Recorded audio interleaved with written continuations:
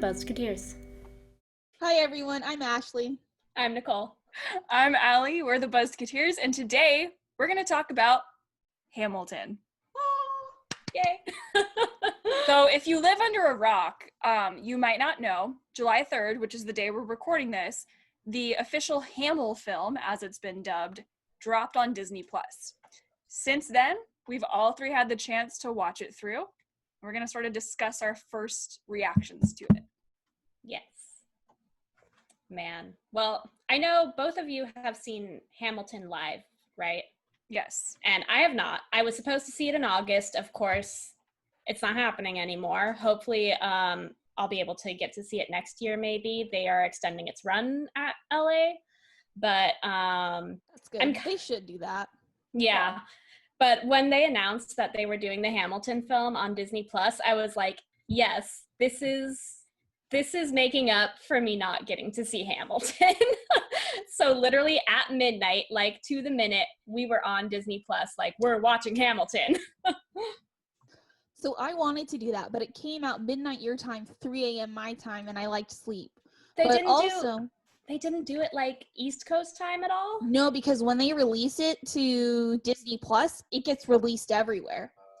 So they released it at midnight Pacific time. So I think like Lin-Manuel Miranda was tweeting about the fact that it was like Pacific time. So if you wanted to watch it, you had to watch it at 3 a.m. Today there was a Twitter party at 7 o'clock Pacific Standard Time. I did not partake because I was having my own Hamilfilm party. One of my friends who I actually saw it with in Chicago, we're both huge fans of the musical, and we actually right before this watched it together via like Facebook. So we like were video chatting each other like on our phones, and then we just pressed like play at the same time. Somehow we miraculously were synced up with all the music. Nice. It was fantastic. That's a really hard thing to be able to do as well. I was like so to get it proud of exact. She was ahead of me, or I was ahead of her for a second, and I was just quick enough with my remote to pause and play it to get it synced up. Because you guys know how like anal I am about that stuff. Well, like even a second off and it's wrong. Yeah, the whole thing is just, you'd have to like mute each other so you can enjoy it. I did love that they gave a literal 1 minute intermission. Yes. Like, I think that's okay. As somebody who has, been a part of theater for their entire life and teaches theater now, I was just like, oh, intermission. 60 seconds. I was like, nobody can pee in 60 seconds. Okay. So no matter what, you're going to have to pause that screen if you got to go. Mm-hmm. It's like you're in the real theater, except like if you kept it at the 1 minute, you'd just be like, all right, now I got to get back. So actually, no, it is kind of realistic, because if you've ever been in a theater bathroom line, during intermission. Oh yeah. You like, if you know the musical well enough, you're like, all right, this is it. As soon as the lights start to come up, you get up and you go, because if you don't, you're not making it back in time for curtain. It. That's a fact. Yeah, I loved it. I was just over the moon happy with it. I sang along to almost every song. I belted it out on parts that I am not a good enough singer to belt it out at, but it was fantastic. It was great. Like, I got goosebumps after some of the songs. Like, I got goosebumps and chills seeing it live. I wasn't exactly expecting that from the film, but I think which one was? I think it was History Has Its Eyes on You. I got chills after that one. Yeah. Oh man, I was like, oh, this is real. Well, what's funny is I remember when I saw the Angelica tour, so the first tour, when it was out in San Francisco. If you're watching the video instead of just listening, I actually have my signed playbill here, because I went ahead and I waited at the stage door, which I don't do often enough anymore, but like it was super fun to meet the cast. And when I was there, I had front row balcony seats. So like you can only see as much as you can see from the balcony, but it's really cool to have that bird's eye view of the stage and the mechanics that go along with it. When I saw it in person, I'm somebody who like, I get really into what I'm watching in a theater. So I'll go ahead and I will like let myself be fully invested in it. But when I saw it in person, I heard people crying around me, but I didn't cry. I think I was just more excited that I was actually there and able to see it, since it was so hard to get tickets, even for the tour, when the tour first started. But when I was watching the film, something else happened and I was like, excuse you eyes, you don't do this. Yeah. And it was like for like 2 moments. Spoiler alert for those of you who don't know Hamilton. If you don't know Hamilton and you clicked on this, like, okay, sorry, whatever, it's your own fault. But when Philip died and Eliza let out that like final scream, oh my God, eyes that got watered. me. My eyes watered too. And the thing is, like, that moment, like, if I sing that song, like, yes, my eyes get watery. But if I watch it, I'm usually like, okay, yeah, that's what happens. But like, holy crap, Philippa Sue, like, whew, Yeah. unmatched in that scene. And like the whole oh my gosh, I can't even describe like the moment. Yeah. That It was scene just got me. perfect. And yeah, that, and at the end, when they're singing, you know, Who Tells Your Story, and then Eliza comes up and starts telling Alexander's story, that part got me too. I was like, ooh. Yeah. No, the really great moment at the end when because it's very symbolic of her dying and meeting Alexander on the other side, and she's asking like, who tells your story, who knows, you know, I've worked all my life for this, and then she turns and he shows her like, look at all those people listening to your story. Oh, I love that. I've loved that moment since I first found out about it and hadn't seen it yet. I didn't. Yeah. I don't think I actually really cried. I was really proud of myself because you guys, I don't know if you guys know this, but I cry about everything. I'm pretty sure you guys know. I was really proud of myself for not crying when I saw it live when Philip died, because I was like, oh my God, I'm gonna watch this, I'm gonna see the kid die, and like I didn't cry, and I think part of the reason why I didn't cry is because it wasn't a kid actor. But he's not a kid when he dies. I know he's not a kid when he dies, but I was like, through the whole thing, I was like, oh, you're an adult. But I mean, it's also, you know, to be a kid. But I did somewhere at the beginning. I think it was, honestly, it could have been during Wait For It, but somewhere at the beginning, somewhere it got me. And the reason I don't remember which part it was is because I was consciously aware that it got me, and I sat there and I was like, wow, this just got me. And when my eyes started welling up, and I was like, what the hell's going on? And then I just started singing with whatever song was on. But oh man. When all 3 Schuyler sisters are on screen, which one do both of you choose to sing with? I switch. I do all of them. I do all 3. I kind of do all 3. I try and stick with Angelica because I think I think I could sing better as Angelica than I can as Eliza. But how can you not be like, and Peggy? Like, how can you not? Like, you have to sing that part. You have to half do the all time, the parts. though, I can't tell the difference. Like, when I'm listening to it on the recording for the Schuyler Sisters song, I really can't tell the difference between Angelica and Eliza. Like, they sound so similar to my ear. Angelica. So, like, it's harder for me. Like, I can, when I hear them separately, I'm like, oh, that's definitely this and that's definitely that. But when they sing, like, in that song and they go back and forth, like, I have to see it. Otherwise, in the song called The Schuyler Sisters, that one? Yes. Shut up. Shut up. Shoot. I mean, I used to always sing Eliza's part, but I've discovered Angelica's part is much more fun to sing. Oh, yeah. Like, overall. Also, Satisfied. Raps. Ooh. Ugh. Oh, man. Have you guys listened to the remix album of Hamilton? Of course. Yeah. That's like, Satisfied is my favorite song on the remix. When she says, I'm not here for you. Yeah. That one's good. I just, Satisfied, when I finally saw it and saw like her acting it out, actually seeing the emotions that went with the song, I was like, it got me. I was like, dang, this is heartbreaking. Yeah. Even though, I mean, it didn't technically happen, but still heartbreaking. So good, though. Still heartbreaking. It's just funny. It's kind of like Hamilton is kind of almost like a highlights reel. Like it. Oh, truly. It really is. It's like because like it's all music. In 2 hours. Yeah, because it's all music. It's just kind of like, we're going to the next point. We're not telling you. So it's like just highlights. They're like, here's a highlight. There's a highlight. There you go. Story done. Yeah, and there was a I am the person who watches all like the press junket stuff. I've always been that person. I just like to see, you know, the different questions that the cast and crew get asked and what their responses are. And on that note, there was one episode, there was one interview, I don't remember which source it was from, where there's one interview where somebody asked the actors, you know, who would you most like to see their reaction, you know, to the play, to the musical. And one of what Lin-Manuel Miranda said, he said that he would love to see Alexander Hamilton's reaction. And he said, if he doesn't walk out in the first song, where like at one point in one verse, we go over these really horrific things that happened to him. And like, you know, when he was very young, then I'm happy. Like, I just want him to be able to get through that and then watch the rest. But yeah, it literally, like, in the first song, when you're introduced to him, it just goes over all these terrible things that happened to him before he was even in New York. Mm-hmm.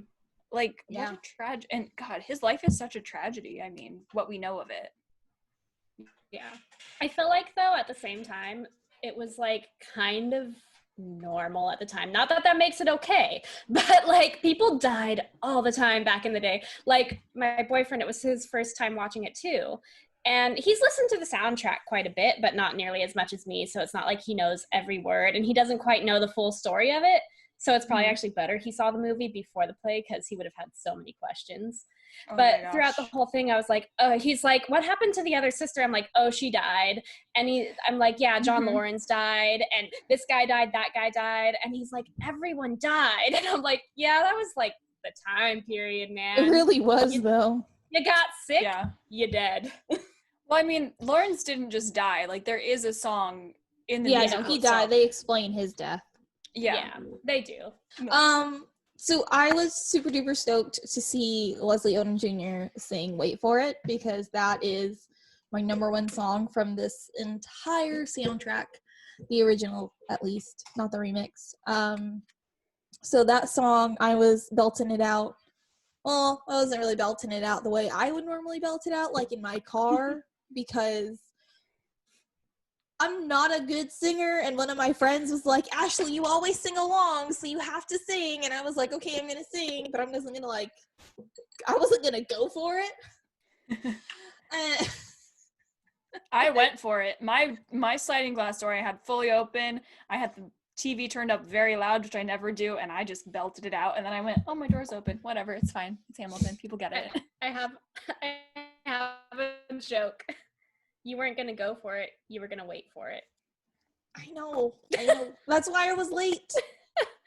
Technology doesn't discriminate between those savvy and those who ain't. It breaks and it breaks and it breaks. I said that to Jordan, and he didn't understand it. And I was so sad, because I was so proud of that pun when I was texting it to you guys earlier. I was like, I was so proud of it. You want to know my initial response, which I didn't type out? No, it was going to be, how long did it take you to think of that? It took me a couple minutes. It really did, because I had to say it a couple times. The thing is, I was going to send that as a text, and I was like, I don't need to be that mean right now. We're about to record. So I'm sorry for the thought that I had. You should have said it, because I would have been like, I put in a lot of effort. Well, I could tell. You're like, it did take me a bit to think of it, and you should appreciate it. You need to appreciate me, damn it. Okay. Anyway, what's your guys' what are your who do you appreciate? I appreciate King George. Jonathan Groff is King George. This truly steals the amount of spit that came out of his mouth, though. I'm so glad that somebody else noticed that. It happened commitment. I was like, there was like that huge one, and I was like, whoa, that was a lot of spit. And then in the second song that he came out and did, there was more spit, but just not as much. And I was like, look, I get that you're talking in an accent and everything, and you probably have to do different things with your mouth and blah blah blah to make it sound good, right? I'm sure there's more intricate things than that, but that's probably the gist of it. But I'm just like, well, you can't swallow your spit. It made me think of that episode of Friends where Joey learns real actors spit, and they just at the end of each take are wiping their faces off with a towel. Like that moment, I was like Joey Tribbiani. Yeah. I mean, well, also for live shows, you have to emote extra. So yeah, some spit's gonna come out. And his mic was in his crown, so it's up here. So typically when you have a mic on the top of your head, you do have to project a little bit more.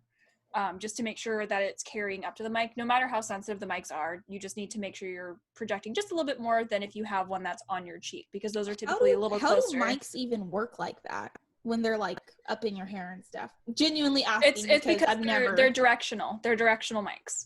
So wherever they're pointed is where they're picking up the sound from. If they're the ones that are up here. Sense. Yeah. I didn't know that. I genuinely didn't know that. I learned something new today. My teaching credential is going to use.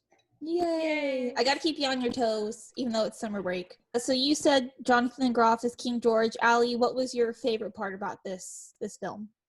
The fact that it's available to everyone who subscribes to Disney Plus, because nobody should miss out on this. Mm-hmm. Like that genuinely is what I think is so great about it, is that it is accessible. You have the best seat in the house. You see things that you like, little nuances, little ticks that actors have that you would not see if you are seated 5+ rows back. You know, like those very tiny little things, which, you know, maybe they were changed very slightly for the film, you know, because you realize, oh, there's a camera in my face and I can do something that's a little smaller of a gesture than I typically would. And that's for the days when the audiences weren't there, obviously, for all the close-ups.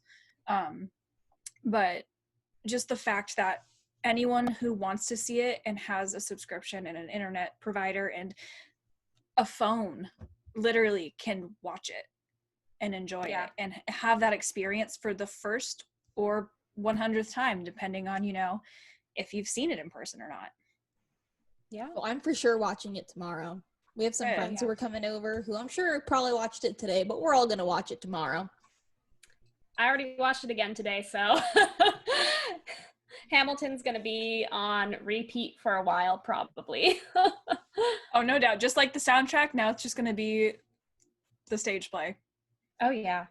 I would love to see, I think that Disney should really do more of this, where they put like live recordings of Broadway shows on Disney Plus, because right now I feel like Disney Plus, it has like the Disney niche and it's got like The Mandalorian, but that's pretty much their two selling points.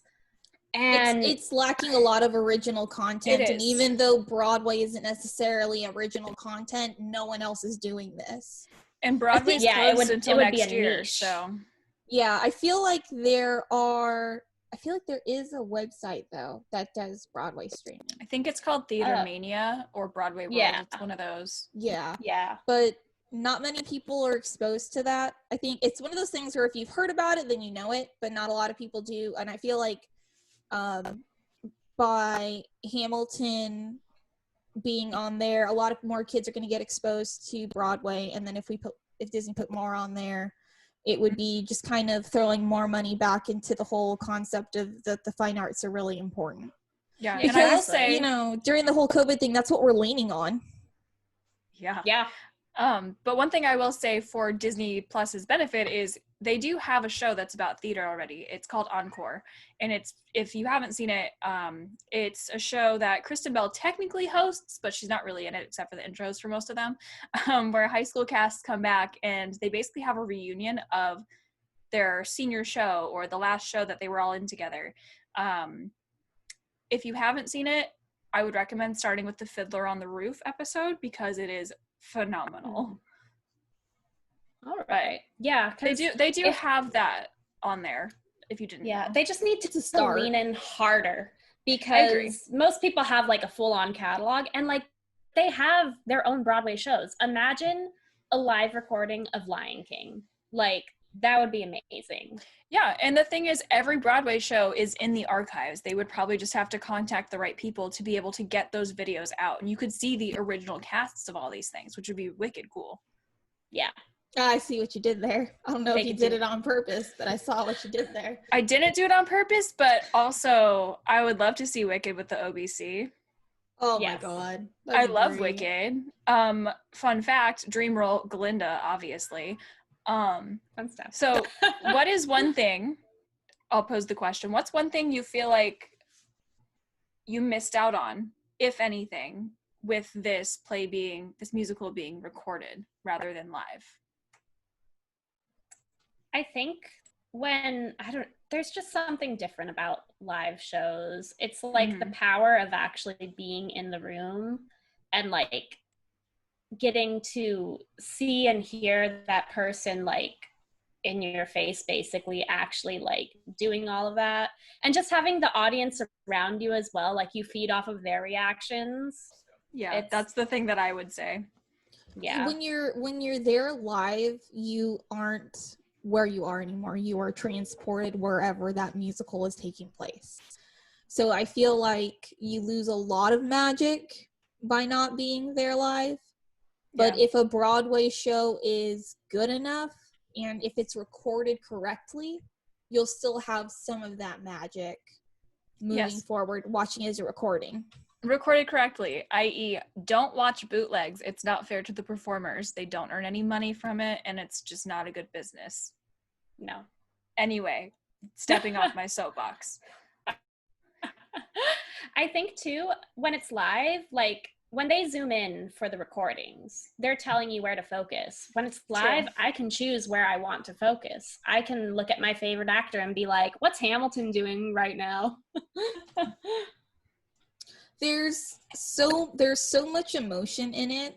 When you see it live, it's a whole other experience.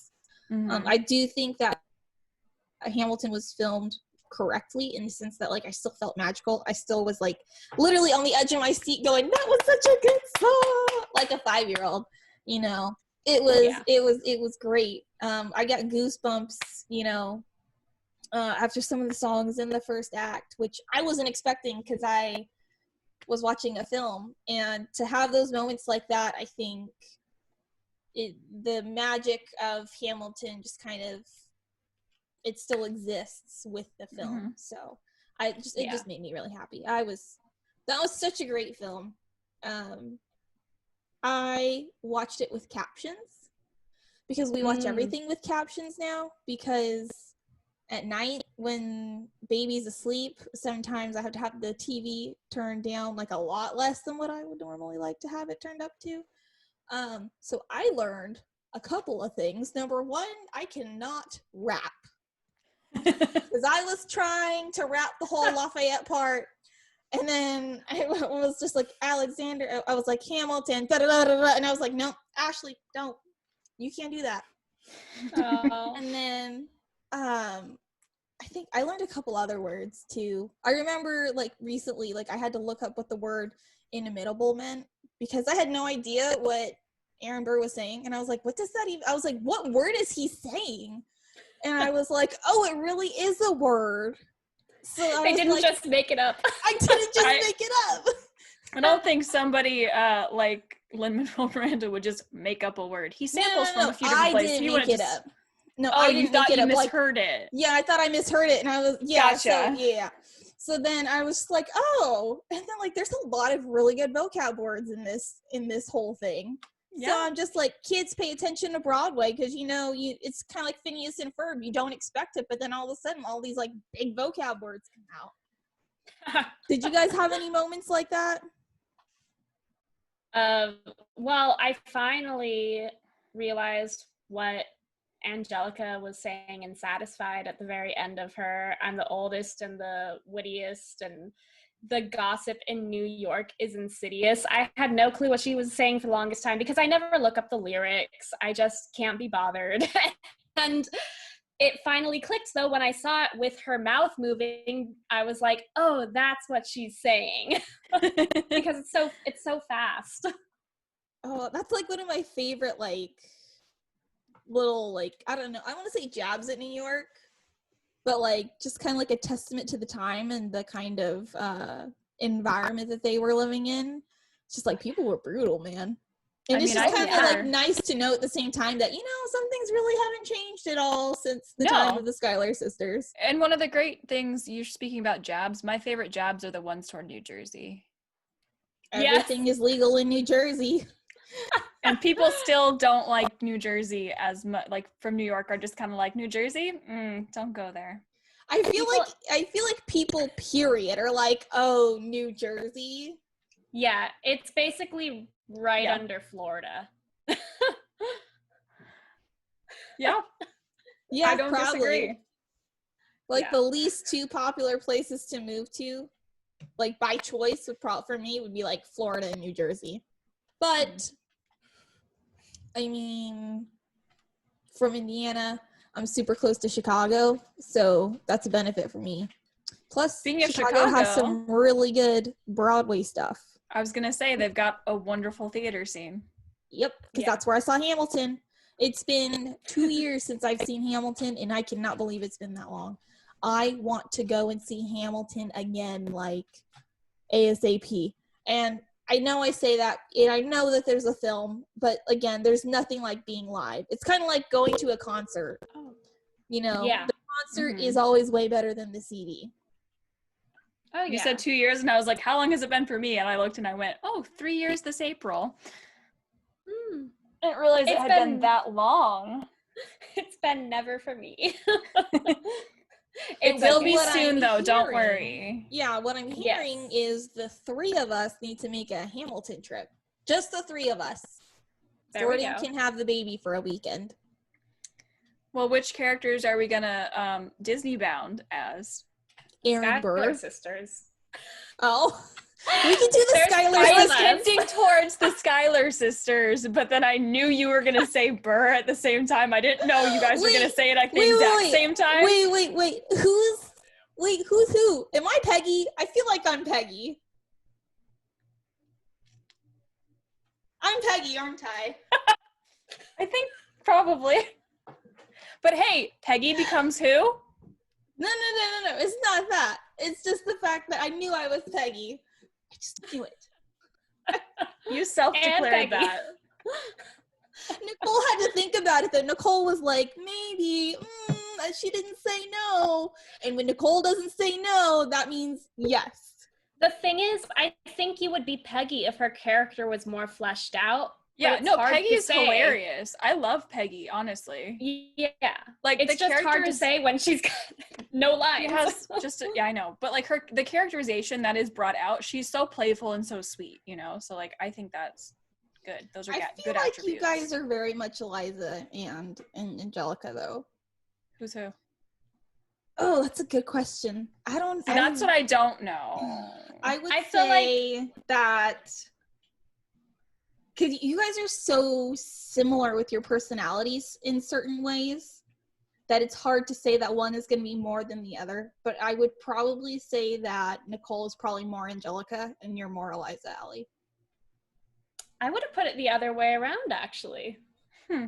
Really? What do you think, Allie? Yeah. I honestly don't know. I'd have to, like, sit down. Oh, that's not fair. That's not fair. You put us on the spot. I feel like Angelica has a sort of take charge, leader of the pack type attitude, and Allie has the very take charge, leader of the pack type attitude. Like, I think you have that attitude. Comes up with a plan. I can, but only if, like, someone tells me to. Like, I don't want to take charge myself, Does that make sense? Fair. Like, that's fair. I take charge, but I'm not like, well, here, I'm gonna do this and I'm gonna take over. So, you know what? No, I agree that you would be more Eliza, though, because I'm thinking now at Who Tells Your Story and how she's gone and advocated for all these things, and that's what you that's very also you. done. I'm thinking of, like, when they first meet, like, right at the beginning. I'm going, like, as, like, a whole, though. Yeah. You have to. No. I mean, either way, I'm Peggy. It's okay, I die second. Wow. So just like that one time when we drove and, like, we saw all those freaking scary trees from Snow White, I'm still the first one to die. I said I was the first to die. Were you the first one? I don't remember. I think I said I would be the first to die. Either way, I was the one who got forgotten about, like Peggy. And Peggy. Yeah, don't forget I don't about have me. any words. No, I also think that, I don't know. I guess I could see that, you being more Eliza then. When you put it like that, yeah. Yeah. Because and I think Eliza is also a take charge person in her own right. Yeah. But in a more subtle way. In a more subtle way. So. Yeah. Well, I mean, when she met Alexander, she basically told her sister, like, hey, that one's mine. But then she saw her sister go across and was like, oh, shoot, like, now he's met her and he knows that she's amazing, so whatever. Which is a very me thing that I would do. See, that's nice. I would definitely be like, oh no, someone already met them. Oh well, I'll just back off now. But then Angelica turns it around and is like, I'm about to change your life. Which is a very you thing that you would do. You would be like, I do that? You would I don't totally think you would do that, Allie. No offense. I think she would, maybe not in the event that she likes the guy as well. I don't know. Yeah. But I think if you had nothing to lose if you had nothing to lose and I was like, dude, pretend I'm not married. First off, disclaimer, pretend I'm not married. Pretend we're all single. If I was like, Allie, that guy is hot, and you were like, okay, he's hot, you want to talk to him? I'll go get him for you. I feel like that's very you. Yeah, that would be a thing you would do. Okay, I can't really argue with that. I feel like you would, because then I'd be standing there like, oh, shit, what are you doing? I mean, Nicole would be like, what is she doing? Oh my God, she's walking over there. She's talking to him. Why is she talking to him? Oh my God, she's bringing him back. Basically, that's how that conversation would go. Well, I would have to check that the person's edgewise. I would have to try and check that the person's not like a serial killer first. Like, I'd have to screen them. That's what I would do. And then I'd bring them over. That. Yeah, I got you. I'm a pretty good judge of character, I think, so. I think we all are. I think that's why we're friends. Yeah, the only reason. We got it. Not the only reason. The other reason is because we drank too much and we know too much about each other. Speaking of which, it's a little late in the podcast, but I'm drinking Yangling again. Nice. Well, I have some White Claw in a mason jar. I'm almost done with mine now, but it was some Tito's vodka with some raspberry lemonade. Oh, that sounds good. That sounds refreshing as heck. It does. I don't have like any juices in my fridge, so the best I had that was cold was my White Claw. Otherwise, it would just be a warm drink. I was not about that today. No. Gordon bought a bunch of beer for the weekend. Yeah. So, and again, I didn't want to, get on my step stool to reach to the top shelf to get my alcohol. That's fair. I have no passing no judgments, I promise. No. I don't know why it's on the top shelf that I can't just reach. He likes to watch you struggle. Husband thinks it's like my husband thinks I have a problem. Well, you said I has a problem the first time, so maybe you do. You know what's sad is this is only my second beer. You're a mom now. We get it. Oh my God. No, seriously. I wasn't kidding when I texted you guys. So my son loves playing with my cell phone, especially if he can see his face. He loves it. He was giving himself kisses the other day, like watching a video of himself. I was like, that's so cute, but you're such a narcissist already. Like, we're going to have to cut that. We're going to have to not nip that in the bud. Like, you're cute, but you're not doing that. But babies love looking at other babies. They just do. Oh, yeah, no. There was a baby on a box of diapers, and that was his best friend for a few days. Until the box went away. Never. Until the box went away. Yeah. You should have just cut out the baby's face and just put it on the wall for him. Like, here's your paper friend. We've got like a Mickey Mouse wall sticker thing that my father-in-law got us for him. But we actually need to put up. We haven't put it up yet, but it's a work in progress. Get on that, and then he'll have something else to blow kisses at. I know. Well, so he did that, and then I was playing our podcast that you just put out the other day, and Literally, I was really excited about the podcast talking about the attractions. I was watching it. He took my phone and he pressed dislike. And I was like, what did you do? And Nicole was like, it's like he's telling you you're not cool. And I just looked at him and I was like, what is wrong? And he just looked at me with a straight face like, no. Like, mm-mm. Oh, no. I was like, dude, you're only like 10 months old and you're already telling me I'm not cool? Like, this is too soon. It's usually supposed to happen, when they're teenagers? Jeez. A little sooner than that. I'm anticipating like Preteens? 8 or 9. Oh, jeez. When they can really fully think for themselves and really analyze situations and go, Mom, you shouldn't say that word. And I'm going to be like, what? Lit isn't a thing anymore? And he's going to be like, no. The only reason I know any modern slang is because I teach teenagers. There's a Pixar short for Inside Out called Riley's First Date. And I've not seen that. Okay, you need to watch it because Riley's mom tries to be hip and young, and she's like, okay, my homies, LOL. And I'm just like, it was like, oh my God, that's gonna be me as a parent. Ray's gonna be off with his friends, and I'm gonna be like, see you later, guys. Bye, homies. Don't forget to be homies on time for curfew. Like, stupid shit. Please be that mom. Please. Oh. Nicole, you look embarrassed for Rayland right now. You look embarrassed just being on this podcast. Because let me be real. Look at her. No, it's great. Secondhand embarrassment is fantastic. Speaking as an adult that is in a lot of teenagers' lives, it's so fun to be that adult who's just like, all right, homie, I got you. What up, fam? It's lit. And they're just like, oh my God, I can't. And you're just like, nah, we chillin', we're cool. And they're just like, can you please stop talking? And you're like, nah, I got you, fam. It's more fun to embarrass them and like own it. So please be that mom and record it. I probably will. And then share the video with me and Nicole. Of course. Especially me. Of course. You know I will. Oh my God. Moments of embarrassing my son in the future are going to be very glorious moments. Hopefully nothing that scars him for life that therapy can't cure. I think as a parent, it's your right to embarrass your children just like your parents did to you as a kid. Oh yeah, you've earned that right, 100%. Mm-hmm. There's a difference between embarrassment and humiliation, though. True. Yeah, oh yeah. Very, very fine line, so I can't wait to teeter-totter it.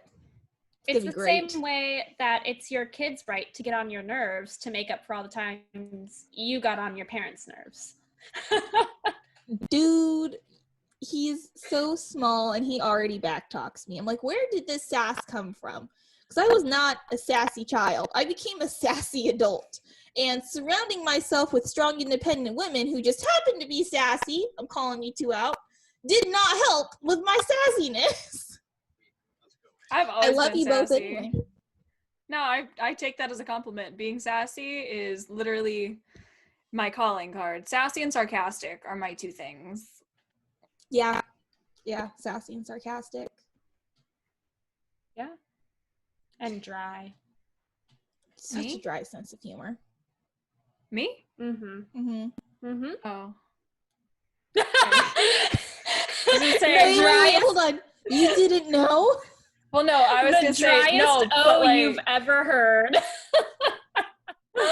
But a lot of the time I do make like dad jokes, and that's 100% my brand as well. Did you see the meme I posted on Facebook? Girl, Someone went to Aldi's. I know, but I know you went on recently. Someone went to Aldi's and took a picture. It's a grocery store. Okay. Oh, yeah. Someone took a picture of it and said, wait for it. Mm-hmm. And then they posted a picture of the poultry section and said, look at all these chickens.